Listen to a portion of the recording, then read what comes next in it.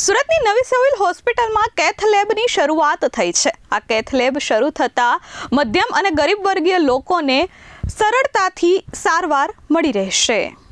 રાજ્ય સરકારના super speciality project હેઠળ રાજ્યમાં સૌ પ્રથમવાર સુરતની નવી સિવિલ હોસ્પિટલમાં અદ્યતન કેથેટરાઇઝેશન લેબોરેટરી કેથ લેબ સેવાની શરૂઆત કરવામાં આવી છે। નવી સિવિલના ન્યુરોલોજી અને રેડિયોલોજી વિભાગ દ્વારા શરૂ કરાયેલ કેથ લેબ હેઠળ માથાથી પગ સુધીની વિવિધ રક્તવાહિનીઓનું નિદાન અને સારવાર કરવામાં આવશે। અંદાજિત 12 કરોડના અદ્યતન બાયપ્લેન મશીન દ્વારા એન્જિયોગ્રાફી, એન્જિયોપ્લાસ્ટી, સ્ટેન્ટિંગ અને પેસમેકર ઇમ્પ્લાન્ટેશન કે જે માટે ખાનગી હોસ્પિટલોમાં ₹5 થી 50 હજારનો શુલ્ક લેવામાં આવે છે તે સારવાર અહીં નિઃશુલ્ક આપવામાં આવશે। કેથ લેબ હેઠળ અદ્યતન ડાયગ્નોસ્ટિક ઇમેજિંગ સાધનોનો ઉપયોગ કરી એન્ડોવાસ્ક્યુલર ઇન્ટરવેન્શનલ રેડિયોલોજી પદ્ધતિથી વાઢકાપ વિના હૃદય કે શરીરની અંદરની રક્તવાહિનીઓ, ધમની, શીરા અને વિવિધ રોગોની સારવાર કરવા નાના છિદ્ર દ્વારા કેથેટર દાખલ કરી સ્ટેટનિંગ, એમ્બોલાઇઝેશન કે થ્રોમ્બેક્ટોમી જેવી પ્રક્રિયાઓ કરવામાં આવશે। હું ડૉક્ટર હિરેન રાઠોડ છું, ન્યુરો અને વાસ્ક્યુલર ઇન્ટરવેન્શન રેડિયોલોજિસ્ટ।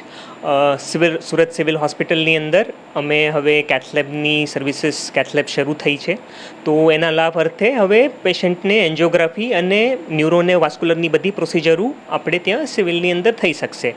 પ્રોસિજર્સની અંદર વાત કરીએ તો પગથી લઈને માથાની બધી પ્રોસિજરો ઇન્ક્લુડ થાય છે એન્ડોવાસ્ક્યુલર, જેમાં મોટા ભાગે હિપેટોબિલિયરી પ્રોસિજર્સ હોય છે, અમુક પેરિફરલ વાસ્ક્યુલર પ્રોસિજર્સ હોય છે, જેમ કે એન્જિયોપ્લાસ્ટી થઈ ગયું, સ્ટેન્ટિંગ થઈ ગયું, પગની નસું બંધ પડતી હોય, દબાઈ ગઈ હોય તો એની એન્જિયોપ્લાસ્ટી, સ્ટેન્ટિંગ થઈ ગઈ।